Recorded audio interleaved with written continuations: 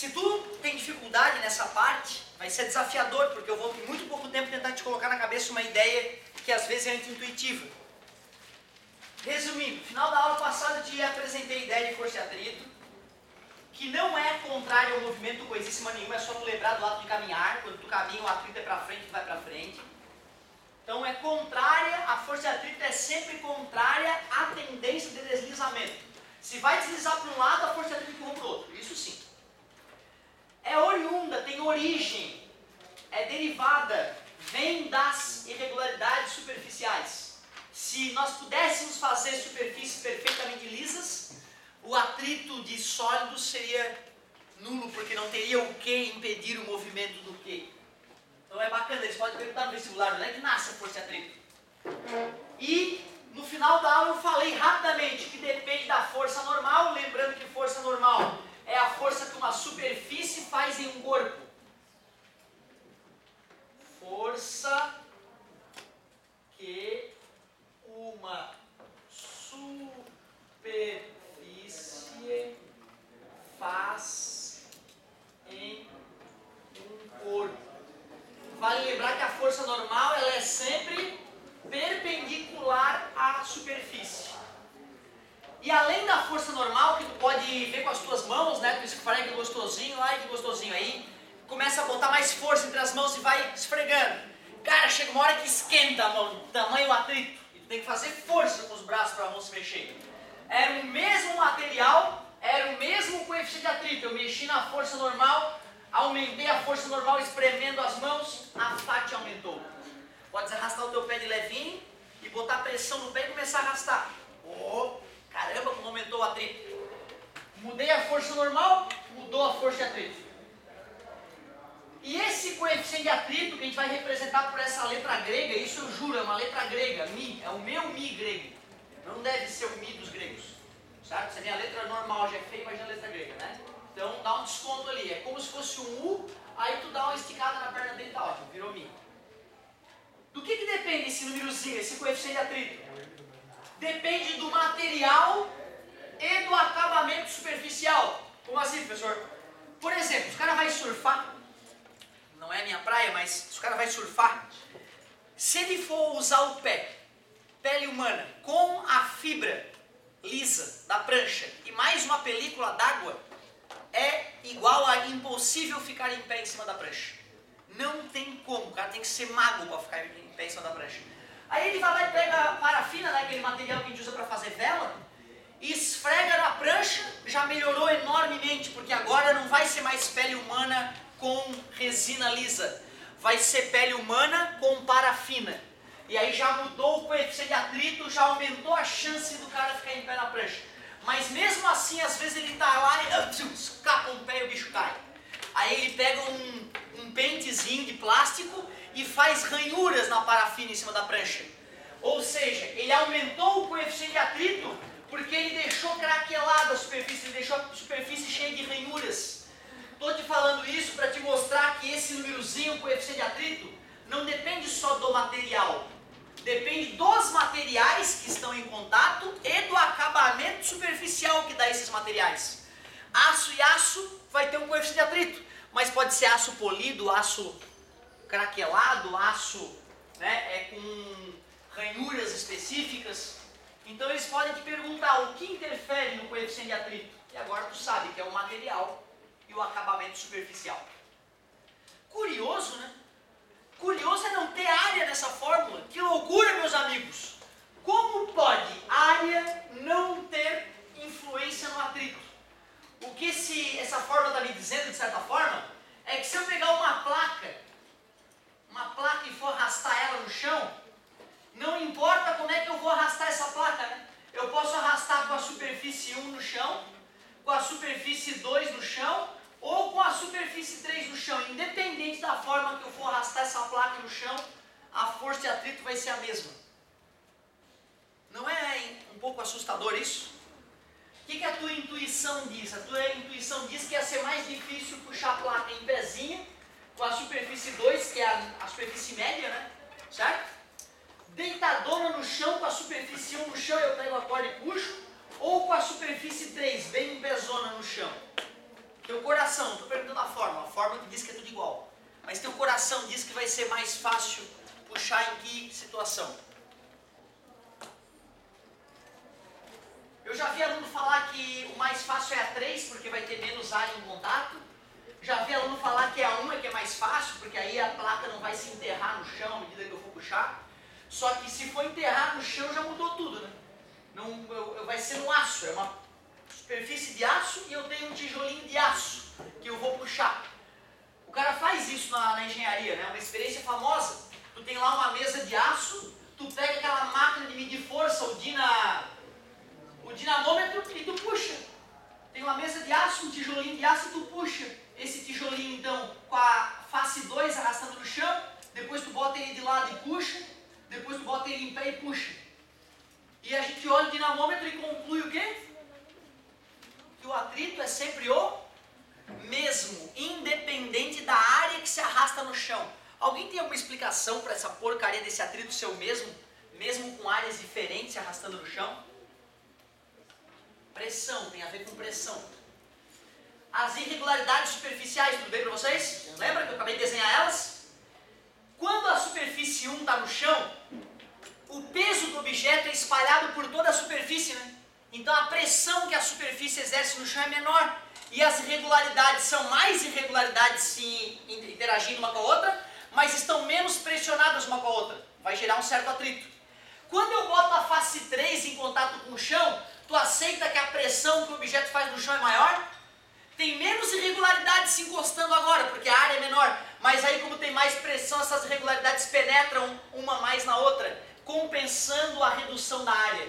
O quanto as irregularidades se penetram, compensa a redução da área. Por isso que força de atrito não depende da área.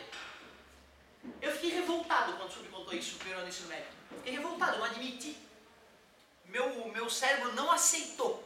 Não, professor, me desculpa. Eu tentava usar a intuição, imaginar uma placa de vidro sendo arrastada no chão. E na minha cabeça, não era possível aquilo. Cheguei em casa, né, meu pai é engenheiro civil de formação. E aí eu cheguei em casa, meu pai, pô, que história é essa da força de atrito não depender da área de contato? Perguntei exatamente assim pra ele. Tu vê que grande engenheiro civil que era meu pai. Meu pai, o quê? Não pode. Um engenheiro não sabia que a área não interfere no atrito. Meu pai, que era considerado, pelo pouco que eu conheço, um bom engenheiro. Não me apresente um engenheiro ruim, então. Ele não soube me responder e retrucou com uma pergunta. Sim, por que carro de corrida tem pneu largo, então? Pergunta para o teu professor. Ah, é? Atrito não depende da área, é? Então pergunta para o teu professor por que carro de corrida tem pneu largo. Eu adorei, né? Fiquei feliz, pensei, pô, vai que o cara tá errado, o Japinha tá errado, o cara dando aula de física. Cheguei na escola, né, no outro dia que tinha aula de física. Professor, uma pergunta. Tudo bom. Por que carro de corrida tem pneu largo, já que a força de atrito não depende da área? Pô, o Japa engasgou, cara. Mas teve humildade. Teve humildade de falar, não sei. Vou perguntar para o meu professor da UFSC. O cara fazia UFSC, física na UFSC naquela ocasião, ainda não estava formado. Ele teve a humildade de falar com o professor dele. Olha que legal. Claro que meu pai já tínhamos filosofado um pouco mais sobre o assunto e arrumado a resposta, né? A resposta é simples. Alguém sabe por que carro de corrida tem pneu largo, já que a força de atrito não interfere, não é interferida pela área? Imagina uma gotinha de óleo no chão, certo? O carro de corrida tem pneu fininho. Quando ele passar por cima daquela gotinha de óleo, acabou o atrito, né, do pneu com o chão. Morreu. Passou reto na curva e morreu. Certo? Se o pneu é largo, vai ter que ter uma puta de uma poça d'água de óleo, né, para isso acontecer, né? Ou seja, o pneu do carro de corrida é largo só porque a pista tem sujeira, porque o pneu quando passa um buraco treme e levanta só uma parte dele. Porque se as pistas fossem perfeitas, se não houvesse trepidação, um pneu fino ou um pneu largo ia dar a mesma aderência contra o chão. Olha que legal, né? Mas tu vê, uma questão que confundiu meu professor na ocasião. Mas tu viu, como eu interagi com ele naquele dia, passaram-se mais de 10 anos, eu lembro com riqueza de detalhes aquela conversa que eu tive com ele. Por isso que eu peço a vocês, né? Levanta a mão, interage, faz a tua pergunta, porque é isso que vai deixar viva a aula na tua mente, certo? Então batemos um papo bem interessante. A força de atrito não depende da área, mas na vida prática, volta e meia, a gente aumenta a área para aumentar a segurança, certo? Porque no mundo nada é perfeito e às vezes essas irregularidades podem nos atrapalhar. Legal. Então até aqui eu não falei a parte bonita da matéria, foi só a parte introdutória. Chegou um momento perigoso. Meus amigos, quando tu for calcular força e atrito, tem dois tipos de força e atrito para serem calculados. Ambos pela mesma fórmula. Uma é ridícula e ninguém erra. A força de atrito dinâmica, que alguns livros chamam de cinética. Eu não gosto de chamar de cinética, porque cinemática é a parte da física que descreve os movimentos. E dinâmica é a parte da física que explica a causa dos movimentos. Como nós estamos na dinâmica, estudando depois das leis de Newton, força e atrito, eu prefiro chamar, acho mais correto chamar de força dinâmica. Mas como eu sou o bebê da física, e os papas da física também chamam de cinética, né? O que eu posso fazer? Só para a gente, né, lembrar o que é dinâmica e o que é cinemática. Calcular a força e atrito dinâmica é ridículo. Tu só calcula e acabou, não precisa pensar. Lembrando, hein, se a força e atrito é dinâmica, é porque a velocidade é diferente de zero. O cara não está parado, o cara está dinâmico, deslizando. Está deslizando. Quer calcular o atrito? Joga na fórmula e corre para o abraço. Não tem como errar. Agora, quando tu for calcular essa aqui, ó, meu Deus, abre a baga desse tamanho, bicho, porque vai dar merda. Isso aí é perigoso. Professor, é a mesma fórmula, professor? Eu sei, cara. Eu sei que é a mesma fórmula. Talvez isso torne a coisa perigosa. O problema é quando tu calcula a força de atrito estática. Primeiro, em estática, lembra? Estátua, parado. Ela é perigosa. Porque quando tu usa a fórmula, meu amigo, tu está calculando a força de atrito estática máxima. Não quer dizer que é ela que vai estar atuando. Pode ser zero a resposta. E tu vai lá e calcula um valor lá, deu 1000. E aí o cara te faz uma pergunta, tu vai lá e responde zero. Então isso é que é perigoso. Vou exemplificar para ficar bem nítido o que está acontecendo aqui. Primeiro eu vou exemplificar sem números. Eu vou exemplificar só com a tua intuição. Cara, me deu tudo. Me deu a normal atuando nesse objeto, nessa cadeira. Me deu o coeficiente de atrito dinâmico e me deu o coeficiente de atrito estático. Eu fui lá e fiz as contas na tua frente. Calculei que a força de atrito dinâmica deu 20 newtons e que a força de atrito estática máxima deu 30 newtons. Observem que eu nem comecei a empurrar a cadeira ainda. A cadeira está aqui na frente de vocês.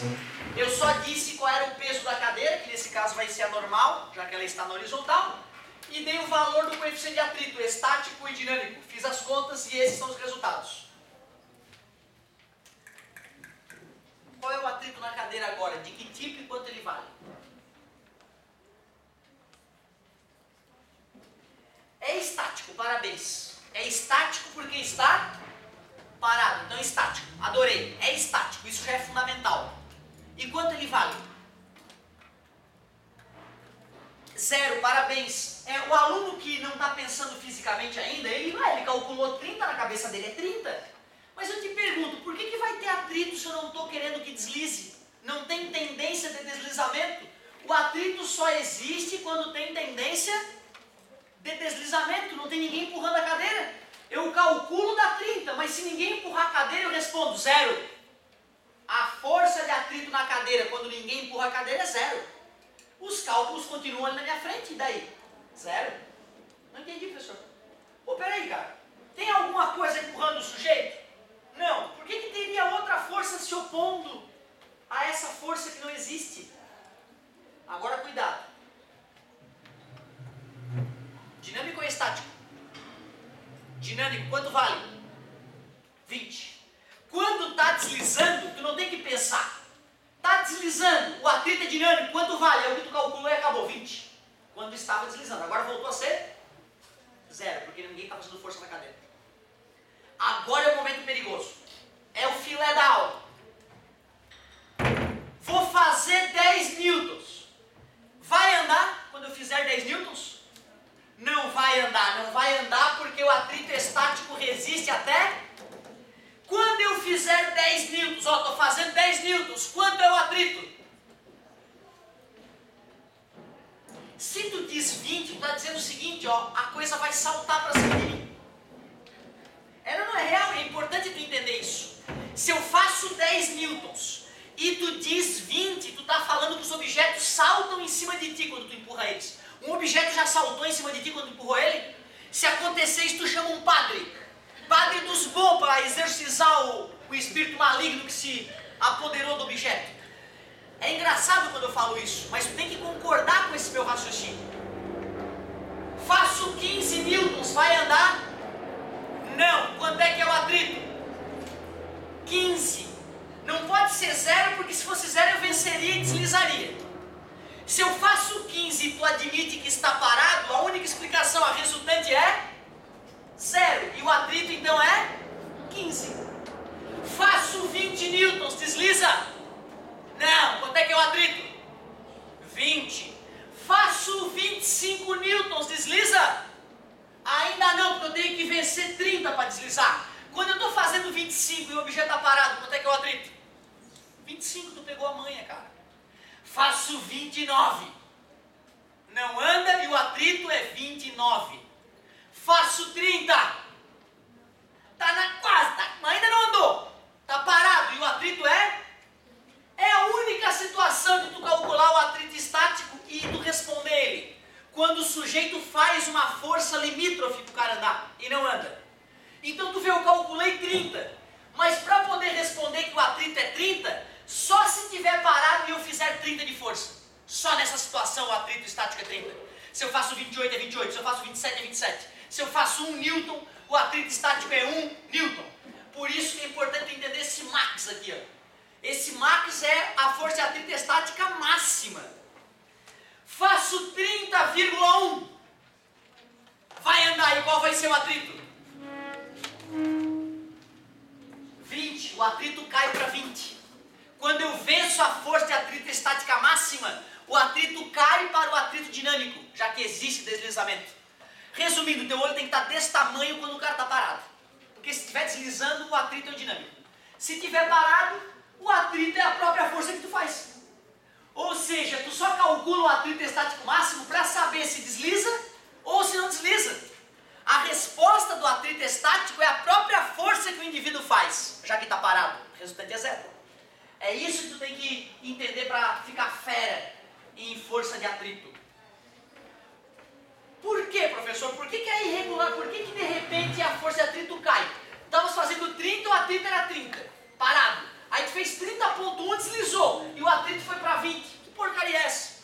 Bem fácil de entender. Talvez já tenha acontecido com alguns de vocês. Vai empurrar um objeto, o objeto não vai, de repente vai e você acaba dando um cavaco assim, muito rápido. Por que isso acontece? Geralmente, em salas de aula com azulejo, eu consigo mostrar essa ideia. Olha só, tem frisos no azulejo aqui, certo? Ali, engatando, vendo? A moça está de prova. Eu engatei o pé da cadeira no friso, certo? Tinha um frisozinho, eu peguei o plástico do pé da cadeira e engatei ele, tá bem, ó. Agora escapou, vou engatar de novo, ó. Engatou no friso, beleza? É atrito de que tipo agora? Estático. Cara, para eu poder vencer aquela entalada que o pé da cadeira deu no friso,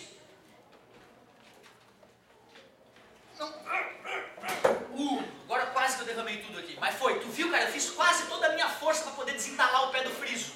Tudo bem para vocês? Agora eu vou passar correndo com o friso no chão. Tu viu que não deu uma entalada? Ou seja, é essa a ideia. Quando o corpo está parado, as irregularidades penetraram uma da outra e não vai. Quando começa a deslizar, as irregularidades começam a quicar uma sobre a outra. E não dá mais aquela encalacrada. Por isso que quando há deslizamento, o atrito cai. Beleza? Intuitivo, né? Certo? Nada demais. Agora sim eu poderia colocar um exercício mais clássico para a gente ver se a gente entendeu essa ideia. Vou fazer um exemplozinho aqui para vocês. Exemplo clássico. Eu tenho um objeto inicialmente parado.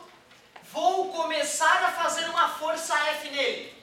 Dou a massa desse objeto, 20 kg, dou a aceleração da gravidade, 10 metros por segundo ao quadrado. Forneço o coeficiente de atrito estático e o coeficiente de atrito dinâmico. O estático sempre será maior que o dinâmico. e faço a seguinte a seguinte pergunta: qual vai ser a força de atrito quando letra A, F igual a, letra B, F igual a, e assim por diante. Deixa eu pensar para a questão ficar bonita agora.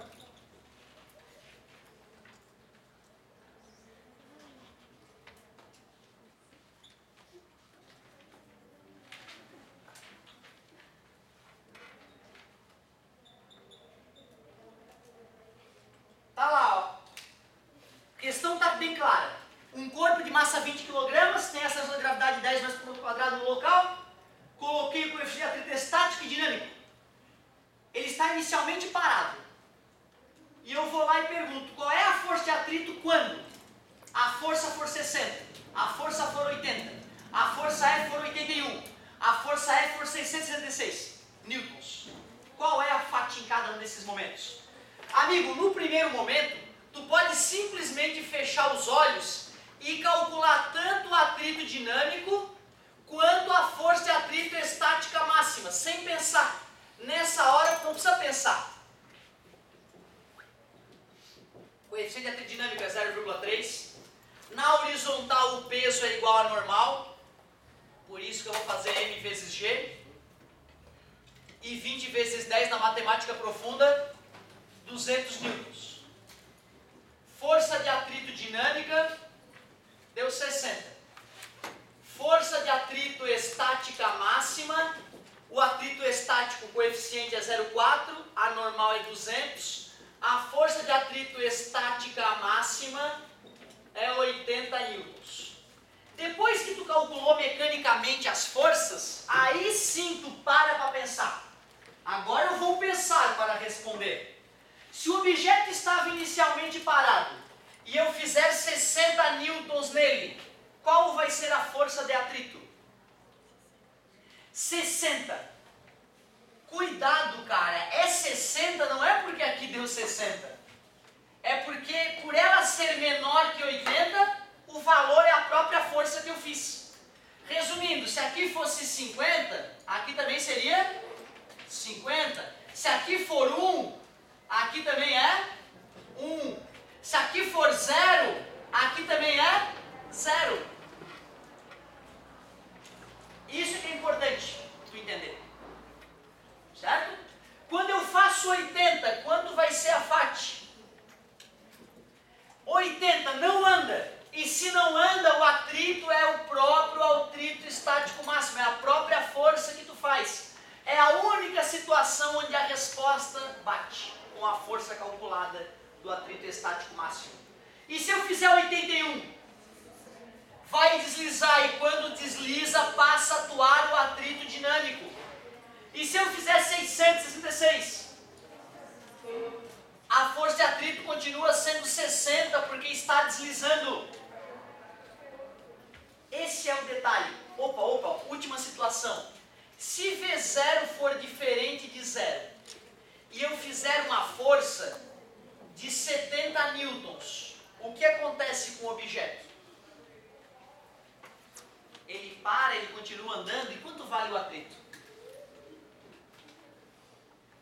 Ele já estava deslizando e o F valia 70. O que vai acontecer com esse cara?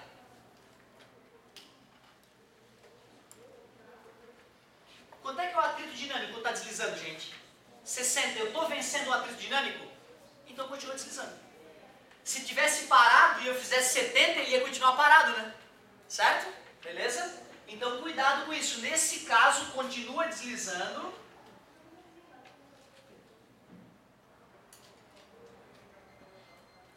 E a FAT é a dinâmica, porque está com deslizamento, e é 60. Aí nesse caso dá até para calcular a aceleração do cara, se quiser. Porque se eu jogo na segunda lei de Newton, ó, física, meu amor, quem é a resultante?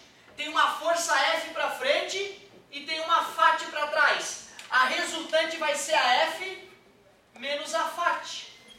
Então tu vê, se eu faço uma força de 70 e o atrito é 60, como a massa do cara é 20, dá para calcular a aceleração.